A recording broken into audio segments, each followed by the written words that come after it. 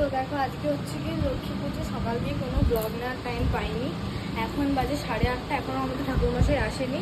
আর এখনও আমি এই নাইটি পরে সব রকম ঠাকুরের পুজোর কাজ করেছি আমি আর মা মিলে। ঠিক আছে, নাড়ু পাকানো, মোয়া পাকানো, তারপর সব সাজানো, ঠাকুরের জিনিসপত্র আলপনা দেওয়া, তো অনেক কাজ করে ফেলেছি এই নাইটি পরে। এবার আমি চেঞ্জ করবো হচ্ছে কি শাড়ি পরে দেন লক্ষ্মী পুজোতে বসবো। আর এখন পুরোহিত পাওয়াই যাচ্ছে না, যেই পুরোহিত আজ আমাদের আসার কথা সে এখনো এসে পৌঁছায়নি। তাই মামা আমার দিদিভাই এখন গেছে বাইরে পুরোহিত খুঁজতে, যে কাউকে হয়তো রাস্তা দিয়ে যদি পায় তুলে আনবে।